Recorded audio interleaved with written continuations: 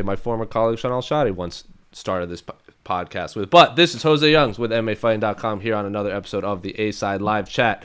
You are on the MMAfighting.com YouTube page or MMAfighting.com, the site in general. But back with me, you guys always ask. When we had Anthony Walker on, love that guy. We had Mike Heck, love that guy. Two guys that aren't with MMA Fighting, but they're good friends of ours. But every single week, I get questions. When is Pizzi coming back? When is Pizzi coming back? When is the Scissors coming back? He's back, ladies and gentlemen. Mr. Scissors Pizzi. I think Jacare would take issue with that right there. Never heard of him. Never heard of him. How are you anyway? I'll say happy birthday, my friend. Oh, God. Yep. For those of you who don't know. A year more beautiful. How does that face keep getting more pretty? I don't know how you do it. Oh, my word. What a face. What a fucking face that man has. You can thank my mom's Mexican genes and my father's Irish genes. It's the combination of those two gave me this face and this hair. But every week I get questions. When's Pizzi coming back? And he is here. I think this is a perfect opportunity to get him back on the show. He might even just be on permanently moving forward as long as he's not Mr. Scissors over there. Don't be breaking news now, Jose, huh? I'm just giving him a little teaser. Pizzi Carroll might be on more and more and more as we go forward. Maybe he might even be on in person, but who knows? We might have as Esther Lynn calls it, an extra live A-side when we're both in the same room. Who knows? Maybe some of you guys can come hang out. But as always, Pizzi, what have you been up to in the last 2 weeks since we last saw you? You did some great work at Bellator London and Cage Warriors, but other than that, what's been up? It was crazy. Bellator London and Cage Warriors is crazy because they were on other sides of London. I'm sure people from London are screaming at this now saying they weren't on other sides of London. But it was like an hour and a half away from each other. So it was just constantly on the underground. And I'm stupid, so I just keep on going up to people and ask them, here, does this train go there? And they're like, how do you not know how this works, dickhead? You know what I mean? And I've been there probably, I'd say 15 times in the last 4 years, and I still don't know how it works. But I can understand how it would be annoying, but I mean, what can you do? You know what I mean? Talking to me, they should be fucking privileged. Well, I've never been to London, so you'd have to show me around. Oh, we'd die if I had to show you around London. We'd end up in Birmingham in like some like shady alley. I'm like, Pizzi, where are you taking me? You're just like, yeah, this is definitely where we have to go. But as always, this is not our show. This is your guys' show. You can ask us questions on the MMAfighting.com page in the comment section below. The ones in green will take priority, or you can use hashtag the ASAT on Twitter. I have not read the questions yet. But I bet there's a lot to talk about regarding one Irish fighter coming that supposedly has a fight coming up. Duffy? Joseph Duffy. Yeah, that's what I hear. Irish Joe Duffy. I've got plenty of Joe Duffy info for you guys. Don't you worry about that. This is officially a Joe Duffy and Norman Park podcast because those are the two biggest Irish fighters out there. And Neil Seary, of course. And Neil Seary. I was about to say Neil Seary. But right out of the gate, apparently we got a lot of questions on Twitter. I was looking at some specific questions for Pizzi that I haven't looked at. We got another crystal question, but we're going to hop right into it on the site. From Greb77, Conor versus Cowboy right out of the gate. Your reactions. Your reactions. Thoughts on the matchmaking, the weight, and the winner's position in the 170/155 title picture. So, yes, Pizzi. For this episode, we're going to probably talk a lot about this, especially since you've covered this man probably more than any other journalist out there. Conor McGregor finally has his return date set. Definitely more than everybody. Sorry, go ahead. Pizzi Carroll there you have it, folks. Pizzi Carroll has covered Conor McGregor more than any other journalist out there. But Conor McGregor finally has his return date where he takes on Donald Cowboy Cerrone in the main event of, I believe, UFC 246 in January. It broke Thanksgiving over here in the States. I was at a Thanksgiving dinner, and I had a hunch. I was like, I'm going to bring my computer just in case. And I was sitting there. I was having some dinner while I was getting ready for dinner. And then all of a sudden I get these alerts on my phone. I'm like, why on Thanksgiving? Why? And so then I hopped did some work, and then ate some turkey. But I don't know how the reaction was over on your side of the pond. I'm sure it was a little later in the night or early in the morning. I never know the time differences for you and me. But as arguably the most famous Irishman in the world, what was the reaction? Me. Yes, you. What is the reaction to the second most famous Irishman in the world finally getting his fight? It was pretty muted. Like, I mean, I Really? did speak to you about this before. You know, I did feel as though the bandwagon has reached a halt in Ireland definitely at the moment. As we know, this fight is far more than just a will Conor win or lose. I think he's really trying to fight back to gain his reputation back again. As I said, this guy's the fighting pride of Ireland at the height of his career. People are looking up to him like he's some type of mythological figure. You can only go down from there. Like, even if none of this stuff happened with the phones or hitting the old guy in the pub, it is impossible to stay at the top and nearly like be omniscient. That's what it nearly felt like for a while there with Conor. So I think he was always going to have a come down, but I don't think I ever expected the come down to be this hard. For a person that was once heralded up, lifted up by the Irish, the youth of Ireland, as a guy who, this is the guy we want to be used as a representation. Like, this is what we're like. We're young, we're fearless, and we're passionate. All of these things that the youth of Ireland wanted to see themselves as during a crippling recession. He was it. But as more and more stuff happened, I feel like the Irish people have distanced themselves from him, and less people push him forward as an example of what it is to be Irish. So I feel like he has a lot to do here. It's not just about Donald Cerrone. It's not just about 170. It's not about Las Vegas. It's not only about winning, it's about winning back some of his credibility, I feel. Yeah, I can tell you from this side of the States, a lot of my friends who don't even like MMA all text me, oh, Conor's back, Conor's back, Conor's back. Like, they aren't aware of what he's been in the headlines for over the last few months. Like, they've heard some rumblings, like the allegations over in Dublin, or they've seen maybe the video of him punching that old man or smashing the phone and all this stuff. But I can tell you, there's a lot of excitement amongst my friends that are quote-unquote casual observers from the outside. So it's interesting to hear that people in Ireland don't really seem to care. I remember that video you shot out in Dublin. I actually edited it up. If you were asking all those Irishmen, I don't know what was it, the square in Dublin or whatever, and you were asking them about the fight. Yeah, a lot of them didn't really, yeah. like, I remember those women, those I always think about those two women you interviewed. They were just like, I don't even care about Conor McGregor. The only thing I associate Conor McGregor with is Americans coming over to Ireland and asking us, hey, do you know where Conor McGregor lives? Like that. So it's clearly a different vibe between American and Irish fight fans, because I can tell you from my perspective, from my point of view, people are excited over here. I'm excited. I mean, I'm excited that he's going to fight, but he has a lot. I am too. Like, you know, it's like this isn't the way anybody wants to see the story end, right? Like, I mean, This isn't a guy at the very height of his power who seems so untouchable is now in this situation where he kind of needs to win people's support back. A situation I never saw himself in. And even from when we did that video, there's been all of the bad headlines have come since then. I mean, the worst thing Conor McGregor had done when I put out that video was throw a thing at a bus. I mean, if that was the only bad thing Conor McGregor had done in the last few years, I don't think we'd be in the situation we're in Ireland with him, you know? So, yeah, it's huge, and I do respect the fact that it has broader ramifications outside the bubble of the sport. And I do feel as though, even though we're all salivating at the Tony Ferguson and Khabib Nurmagomedov, for the UFC, Conor McGregor's return is worth a lot. Worth a lot more than that because of the amount of people he brings to the sport. And maybe with everything that's happened, there'll be even more of an interest here. This is the way the world is these days. You know what I mean? Usually you're in a traffic jam because, you know, there's been a car crash on the other side of the road and people are all turning their heads to get a good look at it. Like, that's the way we're living these days. So it might even make for an even more interesting fight given the situation he's found himself in over the last year or two.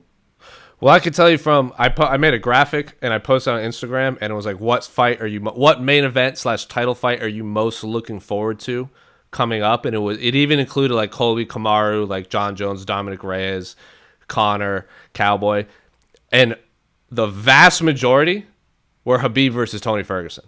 And if you even look at our numbers, you know how we post the fight announcements on our Instagram and Twitter and everything. The numbers of likes and retweets for Tony and Khabib versus Tony dwarfed Conor McGregor's return. So maybe it's just people are finally excited that fifth time's the charm, or maybe they are a little burnt out of Conor. Maybe they're just confused that it's against Cowboy. I don't know, but all I know is from looking at social media, our Khabib Tony numbers dwarfed the Conor McGregor numbers. But we have to appreciate that we're the biggest website in mixed martial arts. Yeah. People come here to get their mixed martial arts news every single day. It's not like, we're in the middle of Grafton Street asking people, or we're in the middle of Trafalgar Square, wherever the fuck people go, Times Square asking people. Because I'm pretty sure if I stood in the middle of Times Square now and I held up 2 signs asking people which one they prefer, they'd all be pointing at Conor McGregor because they recognize the name. You're not wrong. But in terms of the actual fight, were you surprised it was Donald Cerrone and not someone like a Justin Gaethje? No, I think it's probably a sensible matchup. I feel like this is probably the matchup he should have came back to fighting with after he went and did that boxing match.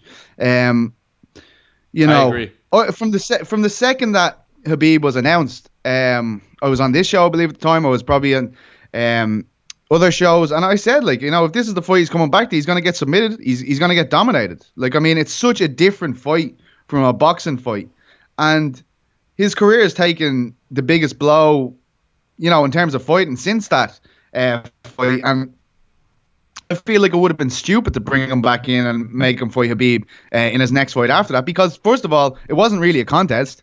He got pretty handled there in that fight, and what's the point in dragging him back? We need to see that there's been some kind of improvement. There needs to be some kind of commitment here. There was lots of things that came to light after the last fight. He wasn't happy with his camp. It felt like he was being critical of John Kavanagh a lot of times. Has that been worked out? Has he brought in the right bodies for Khabib? Because that was a concern as well. Although he had brilliant fighters in his camp, none of them really seem to be able to replicate what Khabib brings to the table. Maybe nobody on earth can replicate what Khabib does, but you can certainly get better guys in that have good wrestling pedigrees and stuff like that. We've seen pictures already of Conor training with Keane Cowley, a very rangy, long striker, a Muay Thai fighter, a guy who's transitioned to MMA. And I know people are making fun of his MMA record. He's quite near an even record, I believe, at the moment. But Keane was a decorated Muay Thai fighter in Europe. I feel like he's a great person to have there to help prepare for Donald Cerrone. But I feel like altogether I'm expecting to see a way better McGregor here. All the things we're hearing from the camp is he's training 2 times a day, once at 11 a.m., once at 7 p.m. He has Owen Roddy back in his camp. I heard that he was doing rounds with Owen Roddy this week. So I feel like there's a lot of good things, a lot of better things I'm hearing about this camp, because the last time these guys, I knew them 10 years, they all shut off. Nobody would talk about what was going on. I think Owen Roddy was the only person I got an interview with over there for the last fight. So I feel like the fact that there's a bit more transparency, the fact that I'm actually hearing information coming out of the camp, it's all very good things for Conor McGregor and his fans, of course. Yeah, when I heard it was Donald Cerrone, I said this. I was with you. In agreement with you. This fight should have been his first fight back even before Khabib. He's Donald Cerrone historically does terrible against southpaws. Whenever he fights a southpaw, even if he's the betting favorite, I tend to favor the southpaw, especially when he fought Tony Ferguson, who switches stances a lot. I asked Tony Ferguson specifically, have you noticed that? I don't think Donald Cerrone has ever even beaten a southpaw. Maybe once or twice in his early days, but not lately. And he kind of looked at me and winked and he goes, we'll see what I have in store. And then you saw what happened. He kind of pieced him up by switching stances so much. So Donald Cerrone has all of the records in the UFC, most fights, wins, head kick knockouts, finishes. He has all of these records. The fight against Donald Cerrone, I think, or against Cowboy, or the Cowboys fight against Conor, I think will put him first or tied for first for most fights in general in UFC history. Conor is going when I saw this booking, I go, oh, they want Conor to beat the man with all of the records, and then kind of use that as a marketing tool. Look, Conor smoked this guy who has every record in UFC history.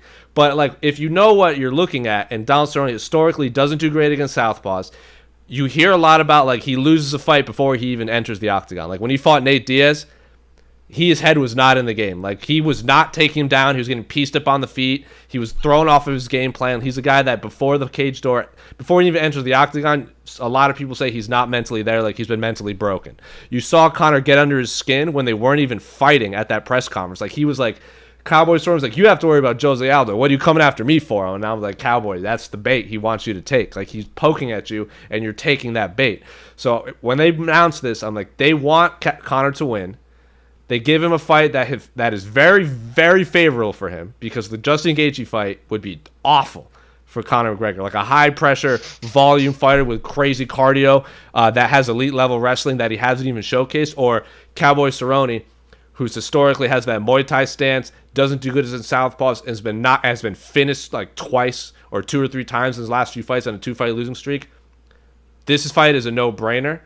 It's at 170. I'm sure we both have a lot of thoughts on that. But this was a no-brainer fight for me to begin with. I talked with Oscar Willis, who works for the Mac Life, like months ago. And he's like, you should fight Cowboy Cerrone. That's the fight to make. So should have taken this fight before Khabib. I'm with you there, but I think this is the perfect time for this. He needs a win, because at the end of the day, Conor's a big name. But if he keeps losing, that's obviously going to hurt his credibility as a fighter. He's lost to Mayweather. He's lost to Nate. He lost to Khabib. And like, those are 3 of the biggest biggest selling pay-per-views in combat sports history, and Conor's lost all of them. Yeah, he beat Nate, which I believe is now the 2nd most bought pay-per-view of all time, but he needs a win. The Justin Gaethje fight, I would favor Justin Gaethje heavily. I think it would be pretty bad night for Conor McGregor. I don't like that it's at one. Well, I get why it's at 170. I wish it won more 155, because it would feel more authentic. I think Conor's his best at 155. I think Donald Cerrone's his best at 155. What do you make of the weight class, though? Just before the weight class, I completely agree with what you said there about a loss. I think that this could be his last fight if he lost. I honestly feel that. I mean, what is the point? What is the point of going on at this stage? Not to say that Donald Cerrone is some type of scrub or anything. He definitely isn't. He's an amazing fighter. But I feel as though this is a favorable matchup in the sense that it is on the lower end of the competitive fights he could have been put in, right? Like, I love the fight, but I mean, if Conor can't get through Cerrone, it means he has no business against Khabib. He has no business against Tony Ferguson. Unless there's some type of dramatic shift there, there's no point in him kind of continuing, I don't think. Especially when he's made the money he has. He has everything there for him. He's made everything he needs from the fight game. As far as the weight class, I just feel as though that's pretty much the way he laid it out in Russia the first time we heard about this. He said he had a kind of a 3-fold plan.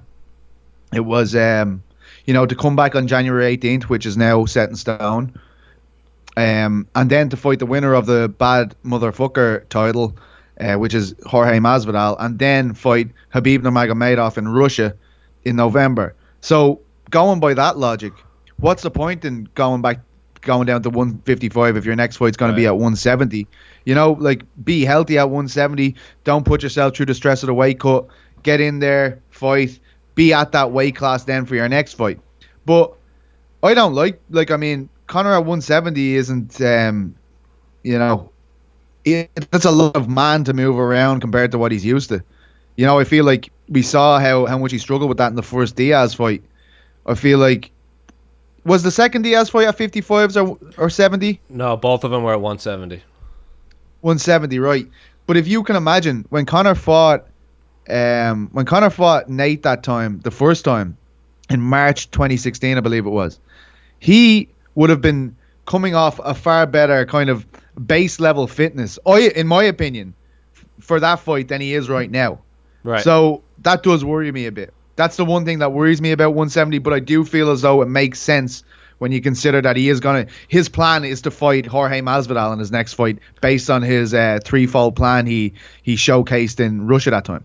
Well, even if he loses, I think if he loses, we could get that Nate trilogy. And if he loses that, then he'd be done. Because a loss, like both of them would be coming off losses.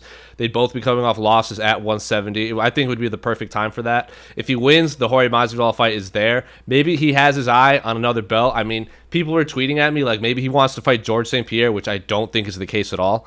George is looking real small right now. That'd be the worst possible fight for Conor McGregor to take. He'd make a lot of money, but he'd most assuredly lose if that's how if the Conor that showed up against Khabib fought George St. Pierre at 170, it'd be a bad night for Ireland, Irish fight fans. So I don't think that is a the good case. night considering Considering his recent stock, it might be a good night, right? There you go. But I'm with you on that. He's gonna when they said 170, I was surprised. But then when I thought about it, I'm like, oh, he's just gonna fight Jorge Masvidal. Maybe he also just wants his body, like he wants to ease his way back into this. Like he took all these years off. He fought at 170, 155, took all that time off, came back for the boxing match against Floyd Mayweather, and then took a lot of time off again and came back and cut down to 155. Maybe he just wants to ease his body back into it this time and correct the mistakes that you were kind of alluding to.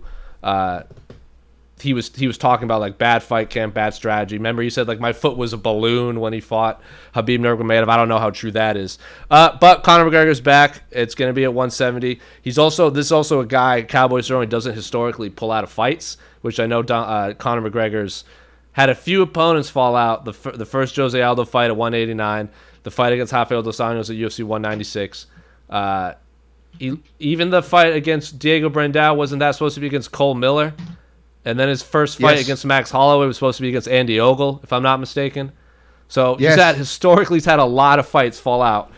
Nate Diaz is not a guy that'll pull out of fights. Donald Cerrone is definitely not a guy that's going to pull out of fights unless you snap his leg in half. He fought. Remember, he had that crazy that scar over his eye before he fought. I believe he was going to fight at 205 or something like that before that fight fell apart. So, yeah, I'm excited for this fight. I'm excited to see Conor back in action, but I don't know. I'm not looking forward to all the fans mobbing me about Conor McGregor questions. It was just what you mentioned there about the foot. The foot was a balloon. I know it's been gifted and memed into oblivion, but we actually heard about that about 4 weeks, maybe 3 weeks before the fight. And I can remember being on to Brian going, I'm hearing his foot's broken, you know. And Brian was like, "What?" I was like, "I can't confirm it." I said, "I'm trying to confirm it," but that also kind of was a big indicator for me as to how tedious it must be to be Conor McGregor, because this wasn't like a fighter, like, you know, one of my sources from SBG or from that Irish MMA circle had told me this. Random people that I know from different walks of life were telling me this, because people were in the gym training there at SBG, fighters, and he's so much of a celebrity that they can't help themselves. They're going home and telling their friends and people like this. And I can remember I was rang everyone I could in that camp to try and confirm that his foot was fucked up in one way or the other, and nobody would say anything, of course.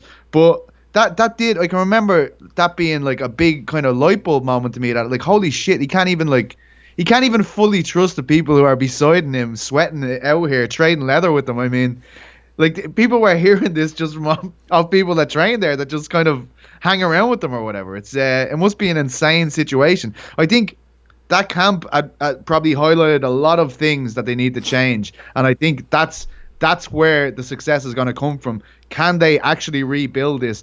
Is he malleable? Will he actually, you know, make an extra effort? Does he still have that hunger inside of him? They're all the questions I have going into this, because I didn't see the same hunger before that Khabib fight. In fact, the whole narrative was nothing to do with Conor McGregor and his hunger and his drive, which every other Conor McGregor fight used to be about. I felt like the guy who showed up for the press conferences there was a salesman more than a fighter, so that's something else that they need to look at. Yeah, the Conor McGregor we saw at that first UFC 229 press conference in New York, when he had like the pink suit and the two belts he was still carrying around, that was not the same Conor McGregor that we saw in that Notorious documentary that all fans fell in love with, where it was like the Conor on the come up, like, this is what happens when you work hard and this and that. I know a lot of fans here in America, that was their favorite fighter, and then they kind of see what it became. And I know he's still a big deal over here in America, especially for your favorite type of individuals, Irish Americans, that have to bombard you with questions every time you come to Boston.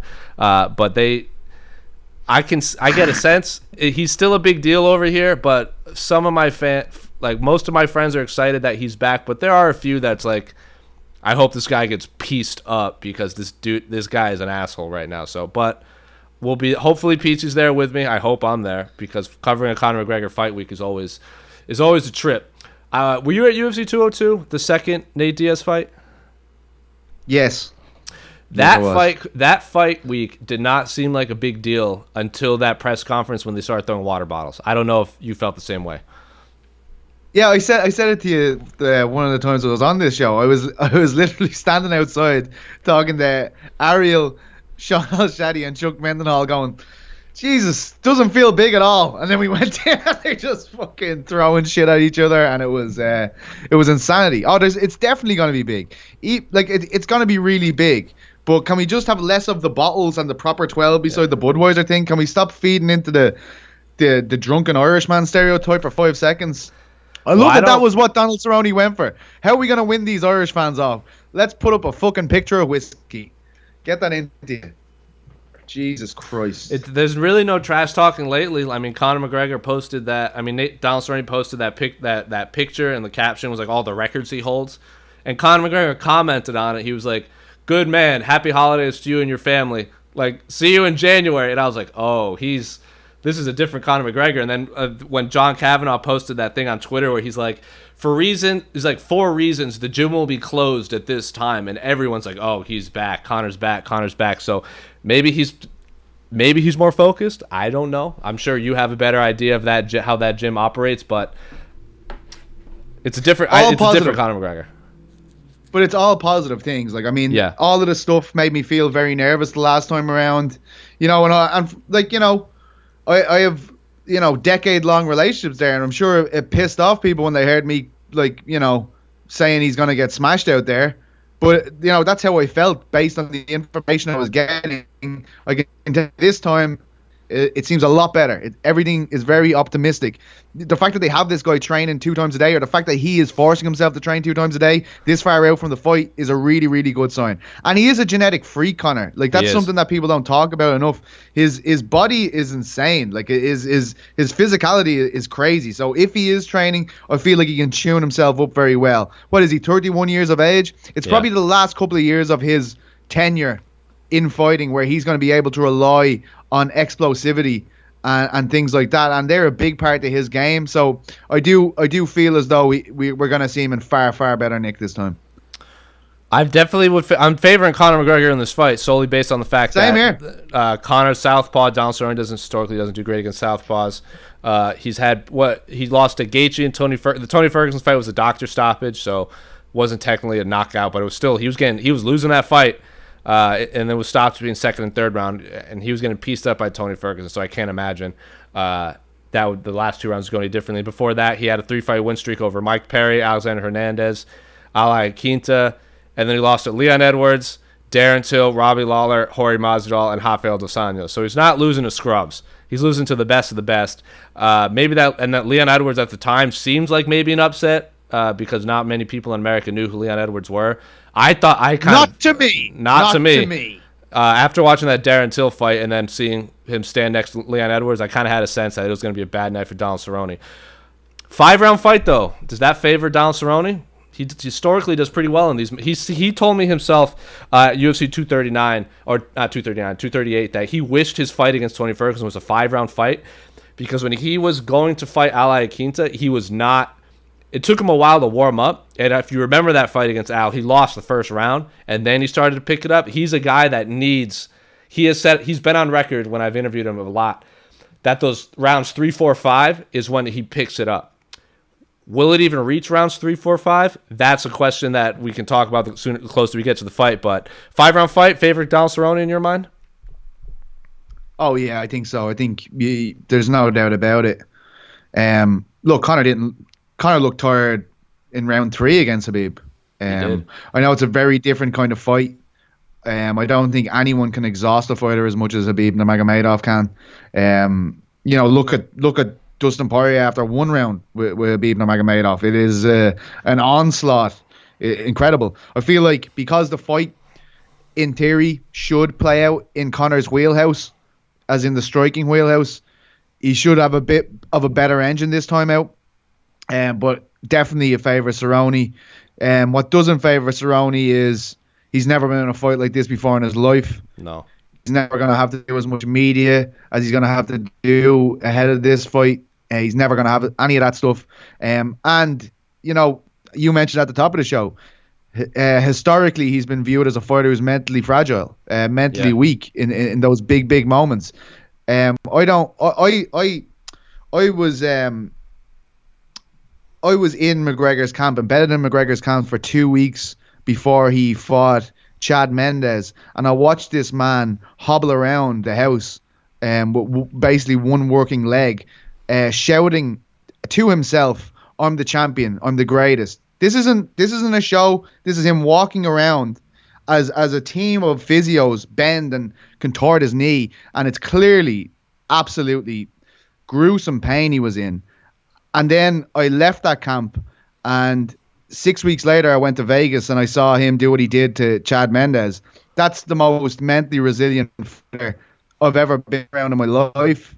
The most mentally strong fighter I've ever been around in my life. It's a pity that he didn't look like that guy the last time we saw him, but he does have that in his wheelhouse. It is in his arsenal that he can focus his mind on situations like this, and it's a huge tool for him. I don't think Cerrone has that, so I do feel like that's his biggest weakness going into this fight. My body is ready for this fight. Pizzi sold me on this fight. Even I cannot wait for this fight. When they first announced it, I was like, I wish it was Justin Gaethje, because Justin, I think he was on that He's on that win streak. He should be fighting for the title, this and that. Now he's going to have to wait even longer. But we could talk about Conor McGregor for 2 hours on the show, but we have to give the other fighters a chance. So we're going to move right along. To Neil Seery. Get on to the Neil Seery questions now. Thank you. Get on to the Neil Seery. All right, here we go. You can answer. This is a rapid fire one from Hefe01.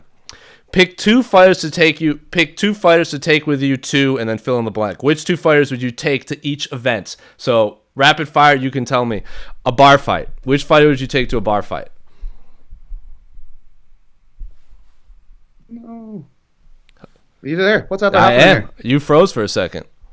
You're good. All right. Sorry, we're back. What happened? I missed the whole question. So Hefe01 asks, pick two fighters to take with you to these select events. Which two fighters would you take to each event? A bar fight. So which fighter would you want to take with you to a bar fight? A bar fight. Fuck. Probably a Diaz. I'd take a Diaz. I'd take a Diaz to a bar fight. I think I've heard enough Jason Mayhem Miller stories in my day that he seems like someone that would... I've heard a story of a bunch of guys were giving him crap, and he just like Muay Thai elbowed all of them to death, so I'd probably pick him. Hang on. Baz Rutten. Yeah, we've Baz seen Rutten the guy's videos over the years. He would be using his atmosphere, smacking people's faces off walls. But dang. Definitely Baz Rutten. Who am I kidding? All right, the answer there is Baz Rutten. There's no other correct answer. All right, preparing for your master's degree. Which fighter would you take with you? Carl Pendred, maybe. He was meant to be one of those CSI freaks, but he ended up as a UFC fighter. So yeah, maybe him. I would have to say the answer is Rosie Sexton, retired MMA fighter.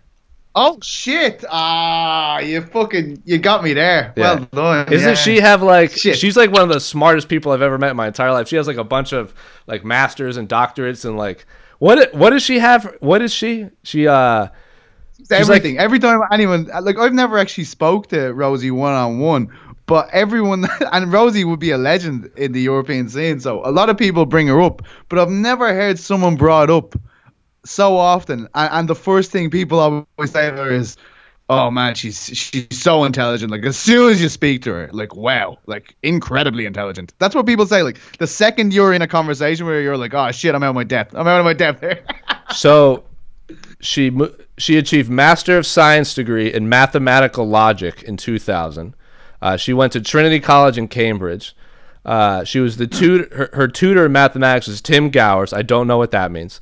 Her interests were logic, combiner. I don't even know how to pronounce these words that she majors in. And then she had a joint position at the School of Mathematics and the School of Computer Science. And she has a Master of Science degree. Oh God, she's like the smartest human being I've ever heard about in my life. So yeah, Rosie Sexton. That is the only answer. All right, which and she was a fucking savage too, by the way, an animal fighter. Oh my Jesus, she was. I think fight fans really missed out the opportunity to see her in her prime. But which fighter would you take to Thanksgiving?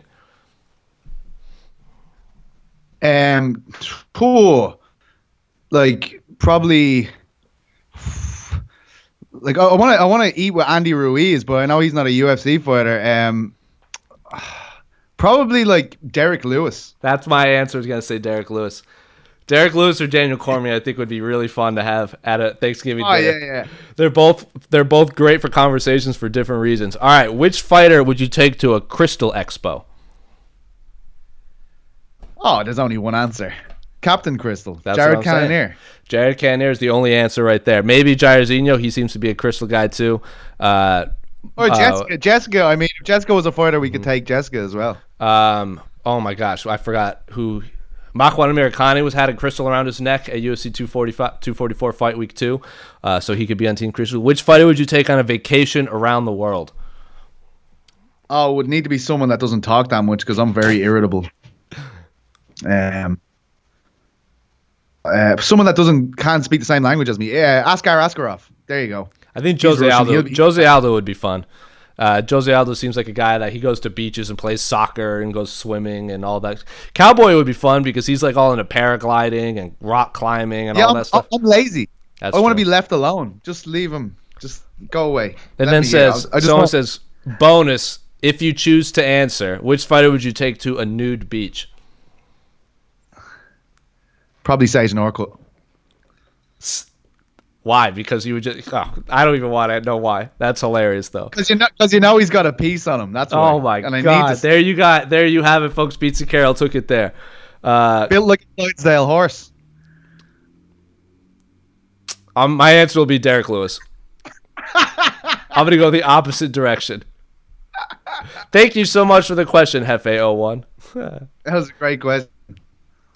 All right. I'm going to keep going. All right. From Clev21. Habib. Tony has made a few comments insinuating Habib is not focused on training. Instead, traveling the world, kissing babies, etc.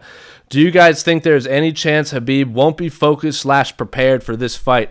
I'll start. Absolutely not. Habib himself is on record saying his last few fights he didn't have the hunger or the motivation to go into camp. These are fights against Dustin Poirier, Ali Akinta, Conor McGregor. Like, he wasn't motivated for those fights, and Tony Ferguson is the one that is motivating him because he gets asked about him so often. This is the 5th time that they've been booked opposite one another. It's all the way in April, I believe, so there's a lot of time for this fight to fall apart.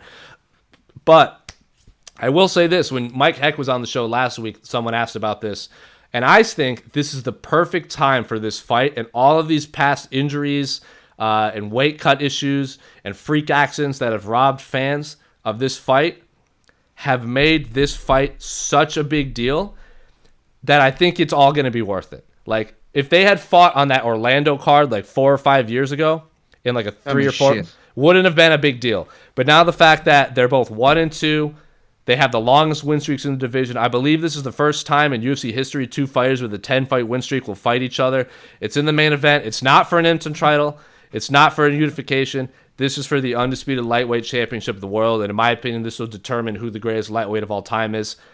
Are you in that same category where maybe all of this, the fight gods teasing us for so long, that has all culminated to the biggest fight in lightweight history? Yeah, I mean, I was so excited just thinking about this fight. I was listening to Tony's interview on Ariel's show this morning when I was walking the dog, and you know, same as you said, like, that's how I felt after that interview. I was like, my body is ready for this. That's right. Exactly what I was thinking in my mind. Like, I was just thinking about the scrambling situations. You know, like, Habib usually, once he pastes a guy up against the fence, like, he's either going to try and choke you and he's going to just bludgeon you with strikes. Like, you're going to be fully exhausted. But I don't imagine him being able to do that to Tony Ferguson. And the way the way Tony Ferguson, he switches so quickly when he's grappling and stuff like that, I just feel like it's going to be very, very different fight. And that's just making me excited. Even that one situation with Habib having Tony up against the fence, a situation that usually doesn't excite any fight fans, that's really getting me excited even thinking about that with this fight. Anyone that doesn't think Habib's taking this seriously, go onto his fucking Instagram page and watch him swimming into a fucking tide, okay? Yeah. And then you go down to the beach and try and fucking do that yourself without the fucking tide coming at you, and then you're gonna go, yeah, he's probably fit. He's probably a bit fit. But I also think the date of it indicates that Habib is taking this very seriously. We obviously saw the contract things and blah, blah, blah, all that nonsense. But the fact that, you know, Habib had a say, had the bigger say in when this fight goes down. He's chose April.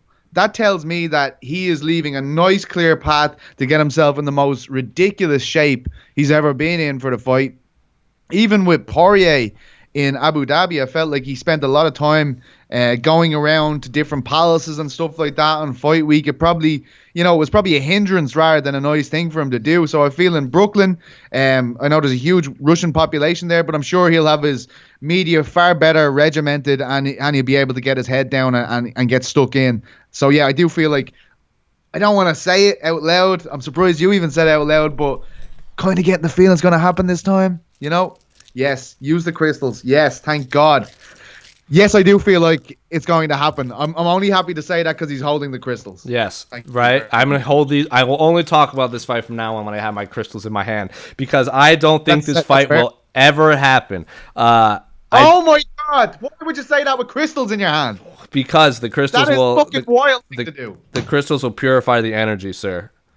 Don't you know how crystals work? Come on now. I feel like my understanding is evolving. I have great mentors like Captain Crystal, yourself, and Jessica. But I mean, I feel like I learn something new every day about it. The crystals will purify the energy and put it out into the ether. That I don't believe this fight will ever happen, because I don't believe in The Secret. I think The Secret is the stupidest thing I've ever heard about in my entire life. I'll go on record for saying that, Conor McGregor. But look at Pete's face. Hey, can I just tell you something about that? Hit me. Secret doesn't mean that much to him either. I'd say, thank God. I think he watched the Netflix documentary, the first 10 minutes of it or something, and kind of said it in an interview one day. And then next of all, I'm reading all these speeches about Conor McGregor and the fucking Secret. I'm like, calm down, lads. Aaron got him into it, for fuck's sake. He used to slag her about it all the time.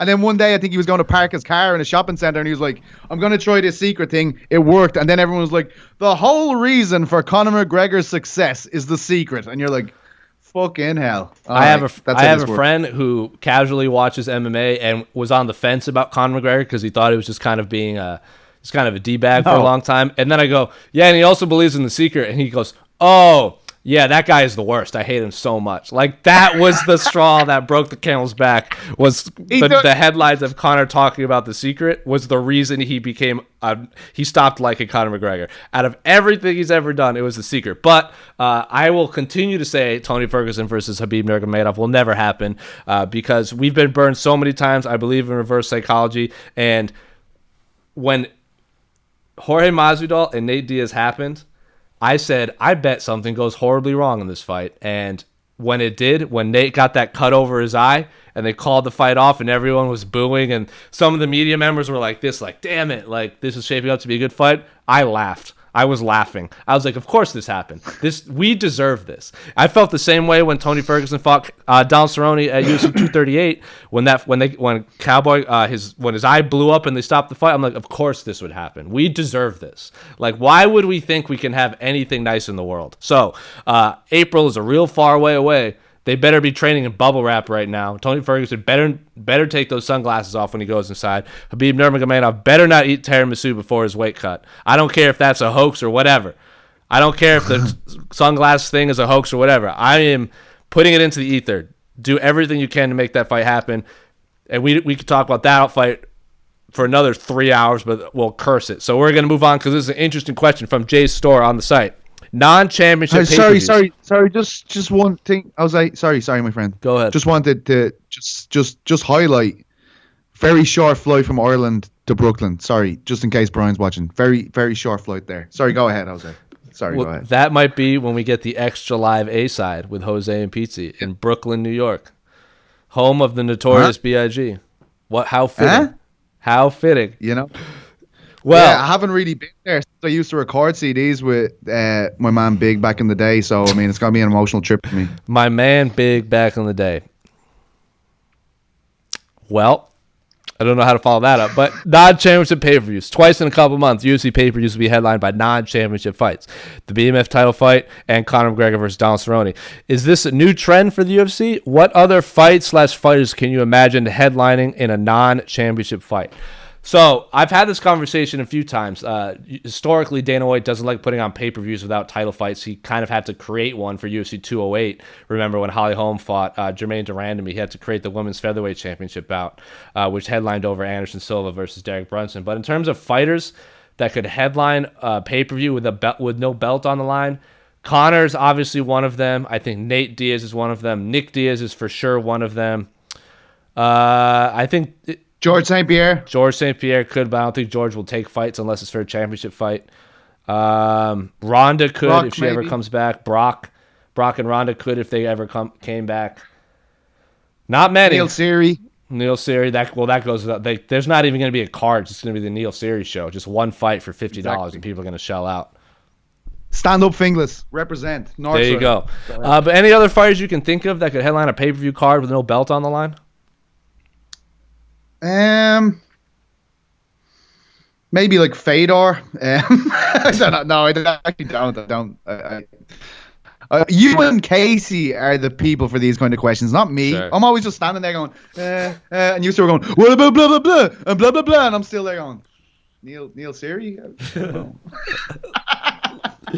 Until he was on Potato? Potato. Until he was on this long losing streak, I always thought Nick Diaz versus Robbie Lawler could headline a pay-per-view, the rematch, Diaz versus Lawler 2.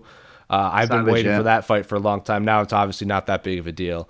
I think the only other fights that could happen is if like a fighter misses weight ahead of a title fight and it becomes a non-title fight. Like if for whatever reason Dominic Reyes misses weight, like John Jones could still headline that pay-per-view card.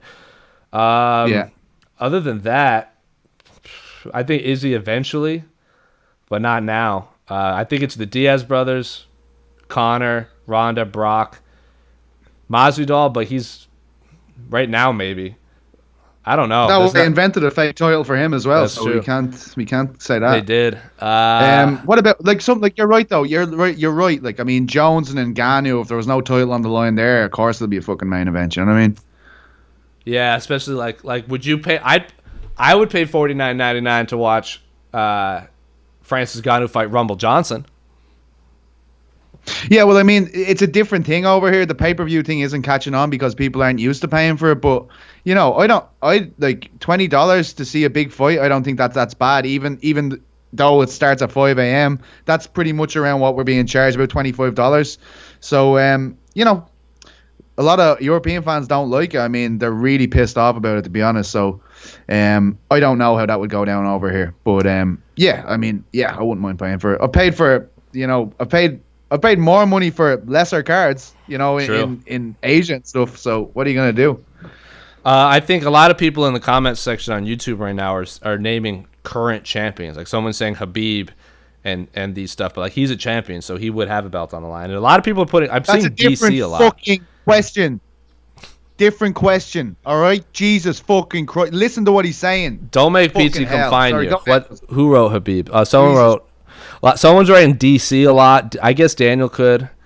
Someone write. Oh, interesting idea. What if it was for a catchweight bout between like George St. Pierre and Habib at like 165? Like a fight like that could headline a card. Like if they had to, if it was a catchweight fight with no belt on the line.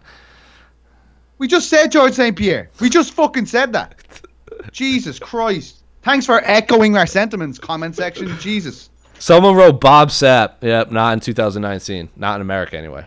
Bob Sapp, CM Punk, I'd watch it. 25, here you go. Take them sheets. I'm so disappointed in PC Carroll right now for putting that out into the world. But we're going to move along. Abel Riff, because we got to talk about UFC DC on Saturday. Alistair Overeem versus Jairzinho Rozenstruik. Preview. For a Dutch fan like me, this is a fascinating fight because Jairzinho was born in Suriname and represents them. I think he spelled it wrong, or this person spelled it wrong. But he moved to Holland at a very young age and was a decent kickboxing prospect at the same time when Alistair was doing great things in K1. He suddenly was gone. Turned out he was involved in some cocaine shenanigans and spent time in jail. I don't know anything about that, guys. What the fuck? This is what this person wrote. But man, speaking of a comeback story, this guy has looked amazing as an MMA fighter, as a UFC newcomer, as a knockout artist, and if he also knocks out Overeem, he could do very well. He could very well be a breakthrough fighter, or at least a top 3 pound for pound fighter. But the question is, will Will he, Mr. Pete Carroll? There's no grammar in there. So he's asking you specifically, what do you think of this fight between Alistair Overeem versus Jairzinho Rozenstruik?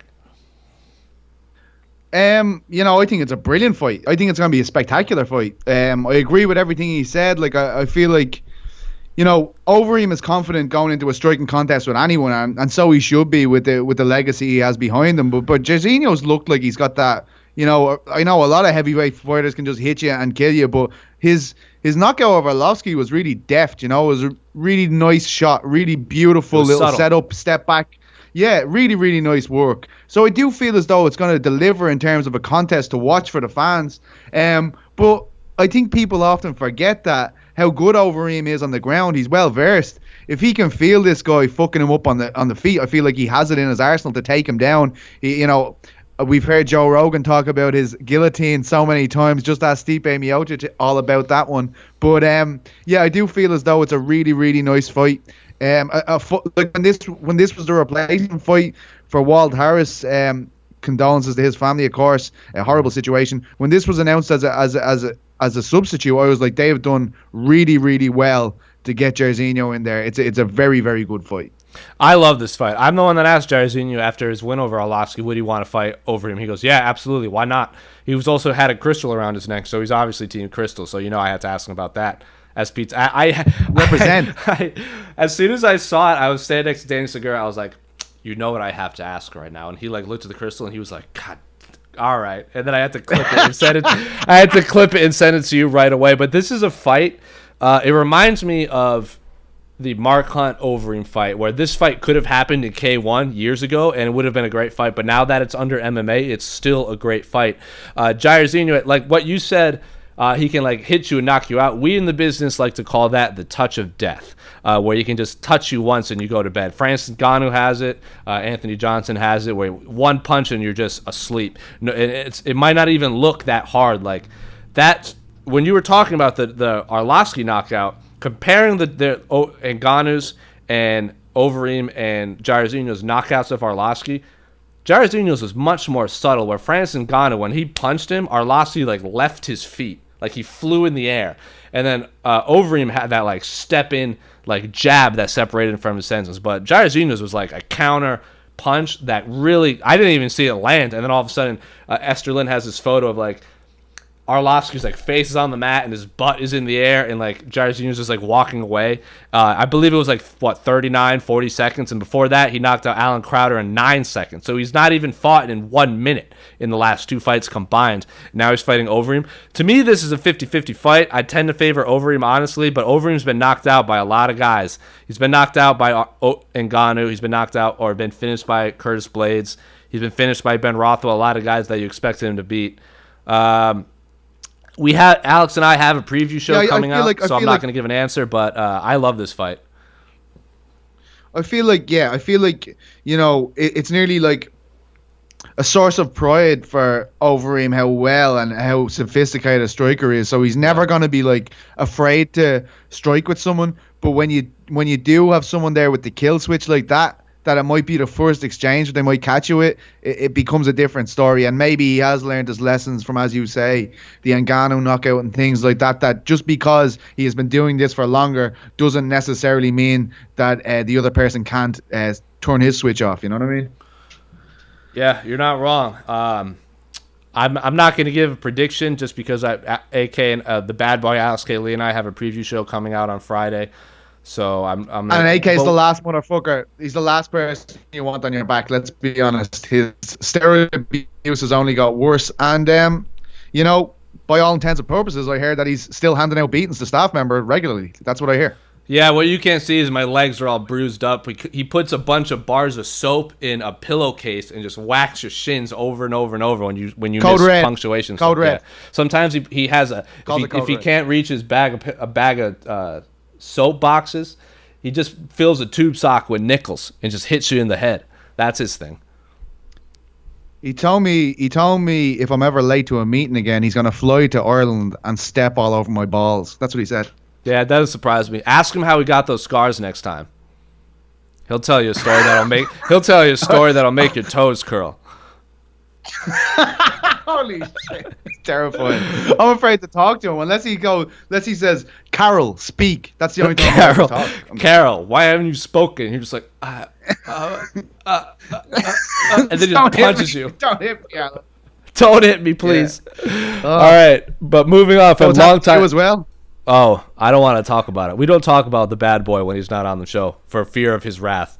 But moving on, Eduardo Bueno. Now that Corey Anderson versus Jan Blachowicz is booked, can we please have Mareta versus Gustafsson in 2020, please? I love that fight, Thiago Santos versus Alexander Gustafsson. What say you, Pizza Carol? Oh, yeah, because they're being real nice to Alexander Gustafsson, who's stepping back out of retirement. Fucking hell, lads. Jesus Christ. Yeah. Fucking hell. What about the poor Europeans here, huh? Someone needs to stick up for us. No, I don't like that fight. I don't like, let's bring back Gustafsson to challenge a man who has a hammer tattooed on his fucking chest. No, right. I don't think that's a great idea. I don't think that's the best way to do it. I think the best thing to do with Gustafsson is have him fight the winner of Uzdemir versus Rakic to bring through the next light heavyweight European dude. I think that's the best way to do it with him. I'm going to say this on this fight. I want to talk about the Jan Blachowicz Corey Anderson fight, which is headlining Rio Rancho, New Mexico. PT, did you know what Rio Rancho was before you even heard about this fight? I thought it was a CD by Frank Sinatra where he sings his hits in a Mexican fashion. Well, that is not true. It's a city in New Mexico, home of one Holly Holm, who's born in Albuquerque, is an icon in that town. And guess where she's not fighting? New Mexico. Instead, she's fighting in January in Las Vegas, and Corey Anderson versus Jan Blachowicz, which is most assuredly a number one contender fight at light heavyweight, is fighting not on the card of John Jones and Dominic Reyes. Like this, to put the old host of this show, Luke Thomas, to take his phrase, this is promotional malpractice. Holly Holm versus Raquel Pennington should be a 5-round fight in New Mexico. It would be a massive homecoming for Holly Holm. She hasn't fought there since pre-UFC. If you look at her boxing record, she has like 38 fights. 35 of them are in New Mexico. She's one of the, like, if you've seen that video, I believe it was Dwayne Finley when Holly Holm head kicked Ronda Rousey. He was at a bar in New Mexico filming, and the place went berserk. And then when she came home, they threw her a parade. They gave her the key to the city. They declared it National Holly Holm Day in Albuquerque. She should be fighting in New Mexico. And Corey Anderson versus Jan Blachowicz was actually headlined in New Mexico. Should be fighting on the same card as John Jones versus Dominic Reyes. It is truly baffling to me that the UFC didn't do that.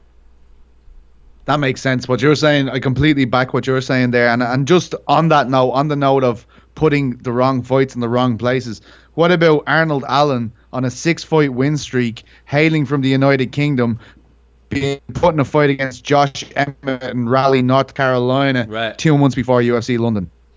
It's baffling. It's crazy to me that the UFC is pulling all this stuff. Like, I know that I get they want to stack that UFC Raleigh card because it's the same day as the Chris Cyborg Julia Budd, so they've been really filling that card up with like not marquee fights like title fights, but like Frank Yeager's on that card, like Chiesa Dos Anjos, JDS, Curtis Blades, like no one with ties to North Carolina, but they really want to stack that card up. But yeah, it just goes along with like it doesn't make sense. Or like Anthony Smith is from Lincoln, Nebraska, and he's not fighting on. He didn't fight on the Lincoln, Nebraska card. Like, I could talk.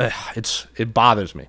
But anything else you want to say about your boy Alexander Gustafsson or Jan Blachowicz have big fights coming? Or Gustafsson doesn't have a fight coming up. But what do you think about that Corey Anderson Jan Blachowicz fight?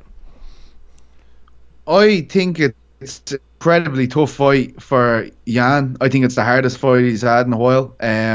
I see, like, after what Corey did to Johnny Walker, I think, I think he to me looks like the best light heavyweight in the UFC outside of John Jones at the moment. So yeah. I think Jan has it all to do there. I do favour Corey at this moment, but Jan's shown it plenty of times, man. He has the power to knock anyone out. Just look at what he did to Luke Rockhold. But I feel like Corey's dynamic mix of grappling and striking is going to give him a lot of problems, and it's just pace that he puts on guys, and just being able to stay in there, stay in exchanges, stay on guys. Once he doesn't eat a big shot, I think Corey's one of the toughest guys to fight there in that division.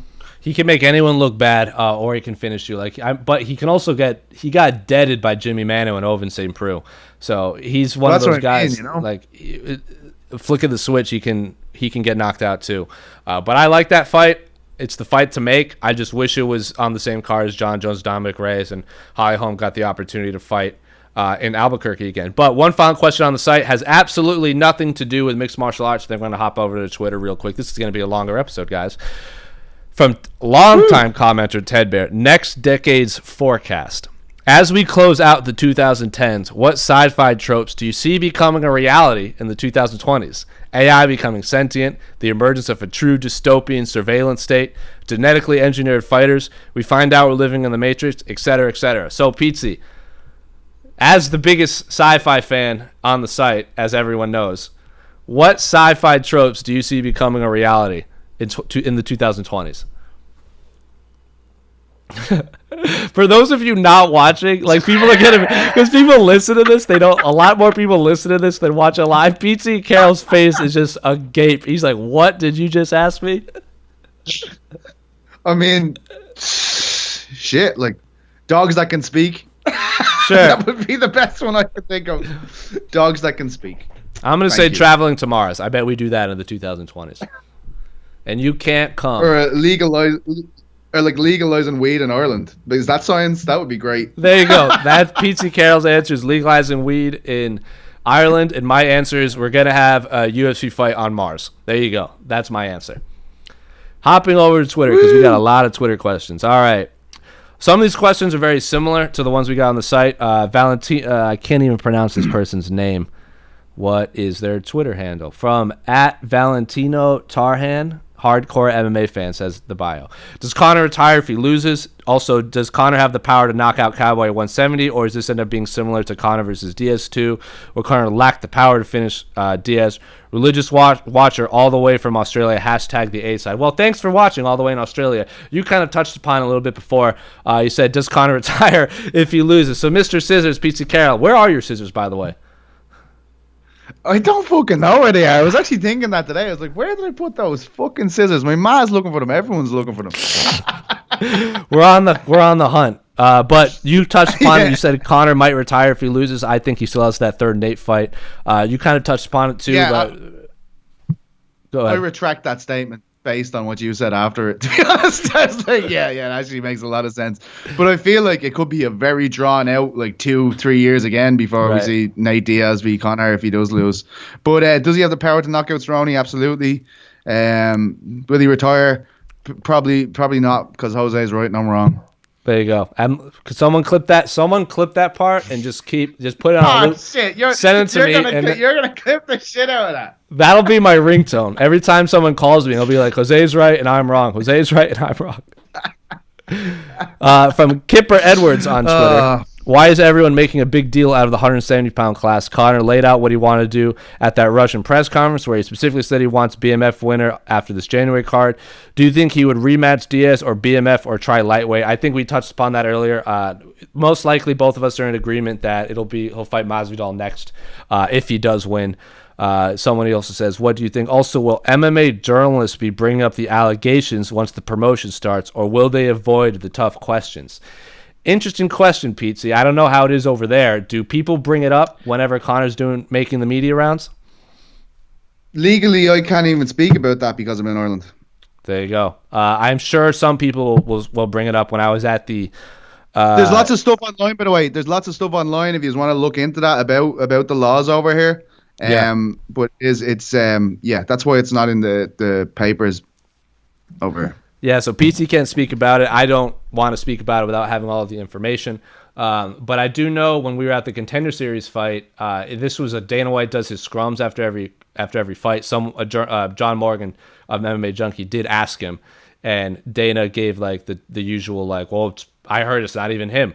So that was Dana White's comments, but I'm sure someone will bring it up, and I'm sure we'll get an angry Conor McGregor answer saying he can't talk about, or maybe they will just say, hey, don't ask this, because some fighters will say you don't ask this stuff in the interview ahead of time. Well, I can assure you it's frustrating for the media members that are in this situation. Believe me. I can agree, because a lot of fans will come up asking me, "Is this true? Is this true?" I'm like, "Oh, I can't say anything because I don't know 100%, and I don't want to comment on it without knowing all the answers. And I know Pete Carroll can't comment on it."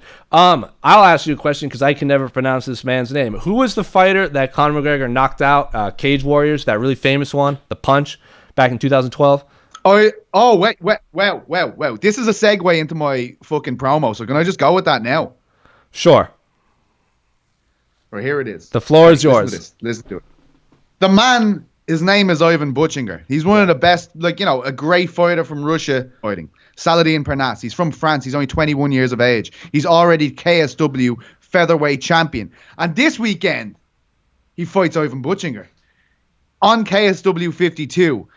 And if you can also remember that France is legalizing MMA next year, January 2020.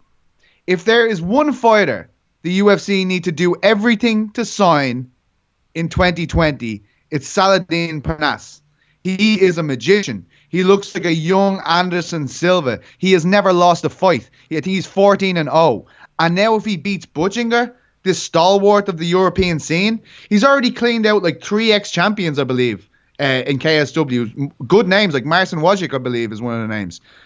That is unbelievable for a 21-year-old. If he beats Ivan Buchinger, it's crazy. It's out of this world how good this guy is. So keep an eye on him. He was on my 2018 prospects to watch list 2 years ago. 2 fucking years ago I put him on the list. So this is how good he is. He's unbelievable. Remember, you heard it here first because people already forget. Saladin Parnasse, unbelievable fighter, fighting this weekend, KSW. But the question from Sean Denny was, Pete, tell the audience how good Ivan Buchinger is and how he's not just a person on the McGregor highlight reel. Yeah, he's brilliant. He had when McGregor was actually matched with him, he was supposed to fight guy he fought in the UFC. He was, Jesus Christ, I can see his face. He did fight in the UFC. His name's on the tip of my tongue. An American guy. Jim Ehlers, is it? Jim Ehlers? Who are you asking about? Conor was supposed to fight Jim Ehlers for the 145 Cage Warriors title that time. And then when he stopped out, it turned into a vacant lightweight title shot. And when Buchinger was brought in, this guy who has this great history with M1 Global and all this stuff, we were like, oh, this is a fucking nightmare. McGregor's just about to sign for the UFC. Everybody knew he was knocking on the door. And we're like, they're going to put him in there with Buchinger? And this was like, this is a terrible fight. This is a bad idea. It's been a couple of years since he fought at 55, and they're going to give him Buchinger. And then it gives him that left hook knockout, and the rest is history. He is a brilliant fighter. And that's why I'm forcing home, and Sean will know this. If Parnasse can beat this guy at just 21 years of age, it's incredible. It's incredible. He's already blown my mind nearly every time he's fought for KSW, Saladin. And he's one of the few MMA fighters that's featured in the likes of L'Equipe over there, which is a massive sports publication, one of the best publications in the world historically, L'Equipe. He's been featured in this magazine nearly every time he fights, so he's a massive deal already. And I really believe that him, Cyril Gane, Francis Ngannou are going to be really, really pivotal if the UFC want to set that market on fire the first time they go in there. Well, there you have it, folks. That fight, the UFC needs everything to do to sign this man because Pete Carroll, you're already booking fights for Bellator. Might as well start booking fights for the UFC, right? That's it. As long as I don't take money off them, I can keep my journalistic integrity. There you go. Well, another question from Sean Denny. If each of you had to train someone off the street for an MMA fight, which coach wins? My dude would fucking kill your dude. It would be like Jairzinho smoking those lads. People would be dying. There'd be like a fucking leg getting sent over the octagon cage. Lad's face would have to be stapled back together. That's with 5 seconds with a Pete Carroll trained athlete. That's all I'm saying. Well, you know how John Jones was never a good coach because he was so naturally gifted at the sport? That's going to be my situation too, because I'm not going to be a good coach because I'm going to be so much more naturally gifted in the sport of mixed martial arts than Pete Carroll that your boy is going to beat my boy, and then I'm going to use my boy as a weapon, and I'm going to hold his ankles like a baseball bat and then come after both of you. That's fucking illegal, and you know it. Hey, this says if you had to train someone off the street, this is a street fight, my friend. I'm gonna use my boy as a weapon. You should take someone from the street and put them in the UFC's sanctioned mixed martial arts cage, I believe it is. Whatever. If I'm just bringing a gun and I'm shooting the ball. Well, Pete Carroll's train. Pete Carroll's it's gonna be similar to that when John Jones coached opposite Chael Sonnen, where Chael Sonnen was the far superior coach and connected with his athletes more because he was not the most athletically gifted fighter compared to John Jones. It's similar to like why Michael Jordan's not a good owner, why Wayne Gretzky wasn't a good coach, why John Jones isn't a good coach, because they're just the best, and it frustrates them when they're telling them to do something and their fighters can't do it. That's going to be the situation. Pete Carroll's going to be I've never heard. Is Wayne Gretzky a good fighter? Sorry, you lost me there. Is he any good at fighting? Wayne Gretzky, he's been in a fight or two. Yeah, I bet you I'd beat the shit out of him because I've never heard of him. Yeah, okay. But moving on. Watch out, Wayne Gretzky. Pete Carroll's going to fly from Dublin to Arizona and kick your ass. The great one, they call him. All over. That's what they call me. So we'll fight for the name. the great one belt. That's what they're going to call it. From at Omrek R. In case y'all have tried either, what tastes better, Proper 12 or Budweiser? They both taste like piss.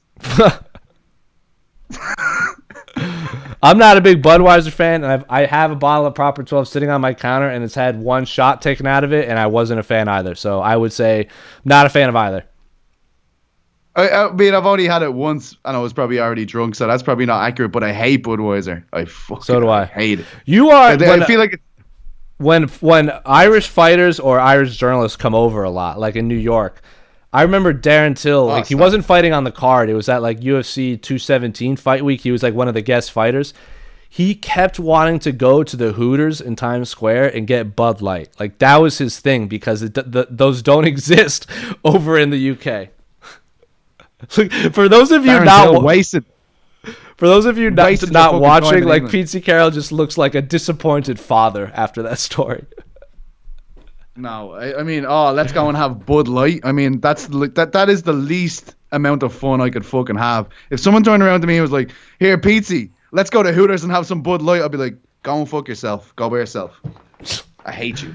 From Tom Lowe, scissor clap right there. It's not as intimidating without the actual scissors. Yeah, I need some actual blades involved. I'm gonna get a scissors for next week. Get it tattooed on your finger right here, so you can just snip. Scissors and a diamond maybe, and we could interlock them like this. There you go. From Tony Lowe, can someone please get to the bottom of Israel Adesanya's burping problem? He can't stop burping, and it drives me crazy. Yep, we'll get right on that, Tony Lowe. I don't know if you watched Ariel's interview with him when they had matzo ball soup. I do it all the time. Everybody does that in Ireland. Like it's like a thing. You get the soup and a sandwich, so you can dip that shit in there. You know. From Gabriel Aruchevich. This is a long-time commenter on Twitter. From hashtag the A-side. Yes, you're pronouncing the name right. Well, good to know. With TJ Dillashaw coming out into the spotlight again, it made me wonder, do you think we'll see Dillashaw versus Urijah Faber in 2021, given that Faber is now actively fighting again and Dillashaw is back in 13-ish months? So I asked Urijah Faber this when he was on the A-side. He said he's down as long as TJ has his substances in his body. But I think it really depends on what the bantamweight title picture is going to be like in 2021. Because Urijah Faber wants to fight Henry Cejudo for the bantamweight championship of the world. He has to fight Peter Yan first, which is not an easy win. Yeah, hang on a second. I was going to say. No, he's never fighting again after he fights Peter Yan. Are you joking me? No, it's not going to happen. Do you guys even understand? Like, when Urijah said he was back, the one comment I had was, better not fight Peter Yan. Guess what they do? They fucking match him with Peter Yan. Terrible idea. No, it's not going to happen. It's over. It's over. Man, Peter Yan is the worst fight they could have given the guy. I mean, with all due respect, right up until he landed the knockout blow in that Ricky Simone fight, I didn't have a good feeling. I was going, oh no. Oh no. Peter Yan's a far better fighter than Ricky Simone. All right? I'm sorry. He's far better. He's elite. He's unbelievable. He's always been unbelievable. Since the day he started doing this, people were like, holy shit, that kid's really good at knockout win. Whereas Peter Yan is beating everyone. He's like a freight train running through the fucking division. I think it's a bad idea So maybe if they wanted that fight to happen, they shouldn't have booked this one. Yeah, I was a little like Casey, our cameraman, was confused by the booking too. I thought they could have done like Urijah Faber versus Jose Aldo at bantamweight, considering they fought at featherweight in the WBC. Rematch them at bantamweight. Do Peter Yan versus Marlon Moraes maybe. Aljamain Sterling's on the shelf. Dominic Cruz is still out there. I wanted to see Dominic Cruz, Frankie Edgar really bad. Corey Sandhagen's now fighting Frankie Edgar. So there's a lot of high-level bantamweight fights coming up. Dominic Cruz is still on the shelf. Henry Cejudo looks to be back training again after his shoulder surgery here in Arizona. So I can't say if we'll see it in 2021, only because there's so many fights that have to happen first. Because if Urijah Faber's fighting for the belt, I'm sure he'll take that over TJ Dillashaw any day of the week. But as Peter Carroll has said, he's not going to be fighting again after UFC 245. You agree that's a horrific matchup. A horrific matchup. I was completely blown away. Even Aljamain Sterling is out there. Like Aljamain Sterling said he would fight Peter Yan for the interim title at one point. I loved that fight. Yeah, I mean, I think they're both there. I think they're right. Both those guys are right there. And I understand. If I was Aljamain, I would feel as though I'm a step ahead of Peter Yan in that conversation. I think he deserves that much. But I think even Aljamain is kind of like, how the hell did that happen? How is this after happening? But if he does it, I mean, if we're all here after the Ricky Simon fight going, well, didn't expect that. If he does it to Yan, our tune is going to change very quickly, Yeah, and I think Aljamain Sterling getting hurt and having that surgery, because I believe he was linked to a fight against Frankie Edgar on that Madison Square Garden card. If Aljamain Sterling had to come out and stop Frankie Edgar like he's been stopping people or been beating people, I think we could see Aljamain Sterling fighting for the championship next. But I think there's so many big bantamweight fights coming up in the next few months and Henry Cejudo's not 100% healthy. Not to mention Cody Garbrandt's been teasing he wants to come back in March. So that's another. Cody Garbrandt v. Nathaniel Wood in London would be outrageous. That's what I was going to say. Make the Cheeto fair fight. That's the fight that I saw Nathaniel Wood called out. I go, I love that fight. If they're not going to make Cheeto Vera, I like that. I like the Cody Garbrandt fight. I'm sure Sugar Sean O'Malley's going to come back any day now, or any time now. Fingers crossed he can get that pulsing situation squared away that has been plaguing John Jones. It's so annoying. He's been tied. He was supposed to fight at UFC 229, and I believe he's supposed to fight at UFC 239. Two very big fight cards, and we lost out on both of them simply because of this pulsing situation. Yeah, it's not good enough because, as you know, he's Irish, so he's one of ours, and we really need that kind of activity in the UFC at the moment. Sugar Sean O'Malley, just so he's heard that, 100% Irish. He's ours. He's been claimed by us. Nothing to do with America anymore. Thank you. Well, he lives out in Arizona, so you're gonna have to come fight me for the rights to claim Sugar Sean O'Malley. Joseph Duffy lives in Canada. It doesn't make him any less Irish, That's fair. Yeah, but his nickname is Irish Joe Duffy. Do you not call him Irish Sean O'Malley? That's what we call him. What do you call? What do you guys claim Paul Felder too? Irish Paul Felder, yeah, that's his name. Isn't he the Irish Dragon, Paul Felder? Just over here, Irish. Just Irish. All right, another question for you specifically from Eduardo Bueno on Twitter. What KSW fighter would be a top 10 fighter in the UFC today? Roberto Soldic, Saladin Pernas. Well, I don't know if Saladin be restricted. Yeah, I think he probably could, yeah. Saladin Pernas, Roberto Soldic, maybe they have that 135 guy that just won the championship. His name is escaping me right now. But yeah, I think definitely those two guys. I can't really think on the fly more than that, but I think those two guys would definitely be good enough to be in the top 10.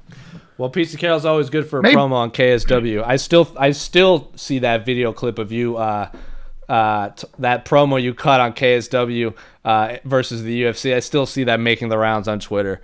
So anytime I get KSW questions, it's a better what? It's harder. It was a better fight card this weekend, but to be fair, the DC card's very good. The DC card is phenomenal. Alex Haley and I, we shot our preview show that it's gonna come out Friday, and we were looking at the card. A lot of those fights are 50-50 to me. There's a lot of those. There's no bit like the main event is phenomenal, but then like Cynthia Calvillo, Marina Rodriguez is great, Aspinalled, Giannis Kunitskaya, Rob Font is on that card, Ricky Simone, Cody Stamen. Like this is a lot of phenomenal fights. But hey, is Cody Stamen fighting Askar Askarov? Let me find out. That is a good question. I think he is. He is fighting No, he's fighting Geraldo de Freitas. Nope, that's Yang Sedong. Is he fighting Yang Sedong? Song Yadong versus Cody Stamann. Yeah. Yeah. That's who's fighting. Askarov? Askarov's fighting Tim Elliott on that card, no? I believe so. Is that wrong? Do I have that arseways? I'm about to find out. Or did they announce? Did they announce Askarov for January 18th? I think that's going to be January. Yeah, I think that's the January card. Because this one has Rob Font, Ricky Simone, Cody Stamann versus Song Yadong, Thiago Alves, Tim Means, Bryce Mitchell, Matt Sales. Even Matt Wyman's making a return. Aspen Ladd, Kuhn Sky, Stefan Struve coming back out of retirement to fight Ben Rothwell. There's a lot of great fights on this card. Yeah, it's great. Yadong Song is unbelievable, and Cody Stamann is a hell of a step up for him. That's a brilliant fight. And when I had Uriah Faber on the A side, he had pegged Song to be a future champion. The last two fighters who said that were TJ Dillashaw and Cody Garbrandt. So whenever Uriah Faber kind of keys a guy, you tend to pay attention to him. But there's also a lot of big fights. We got Alberto Del Rio, Tito Ortiz this week on December 7th. We got Anthony Joshua, Andy Ruiz, the rematch for the heavyweight championship of the world in boxing. Hang on. Whoa. Go ahead. Did you just compare Anthony Joshua v. Ruiz to Tito Ortiz and that guy, whatever his name is? Alberto Del Rio. Yeah. Did you really do that, yeah? I said they're both happened to be on the same day.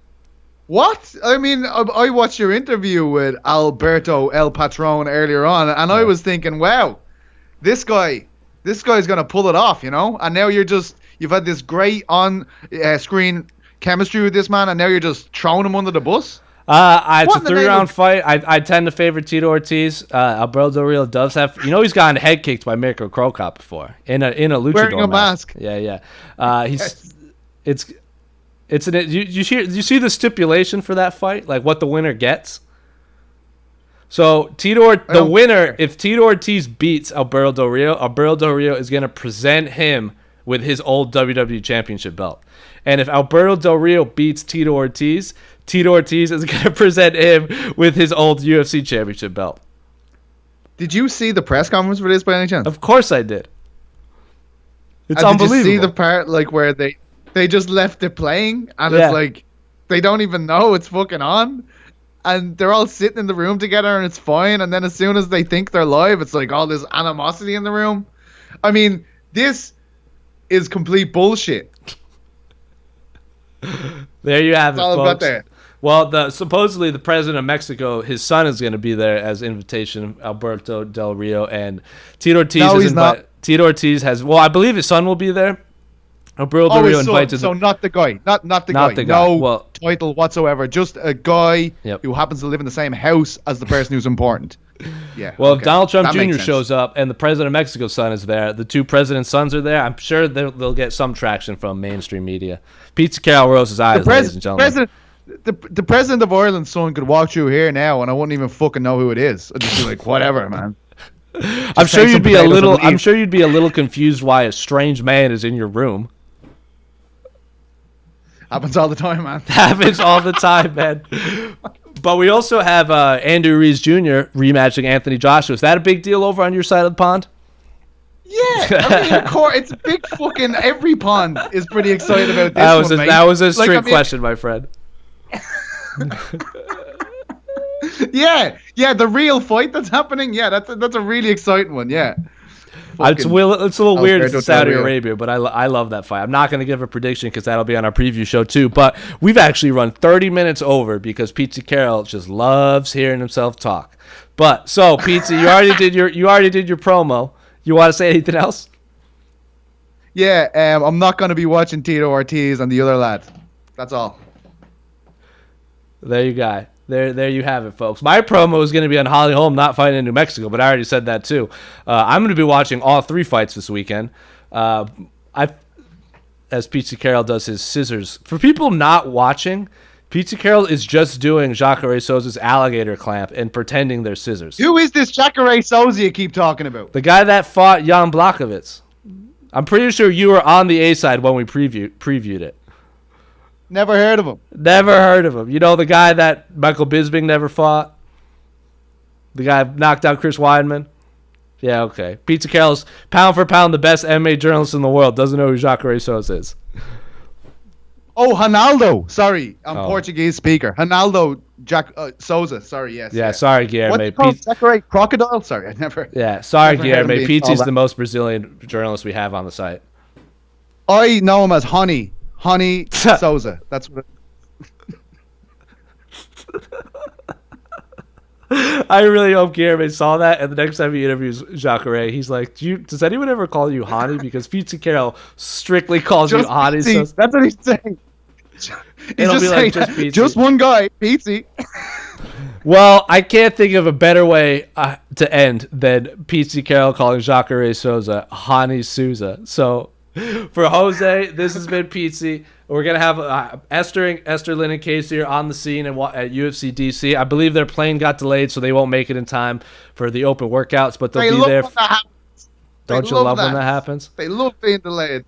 So they'll be on the scene for media day, weigh-ins, the actual fight. So stick around on our YouTube page and on the site for all kinds of fun content. And then next week, UFC 245, I'll be there. Maybe we'll have an extra live edition of the podcast. I don't know who I'll be with, but we'll make it happen. But for Jose, that's Pizzi, the most Portuguese journalist in the world. And he's not Irish anymore, ladies and gentlemen. He's strictly Portuguese. We're out. Obrigado.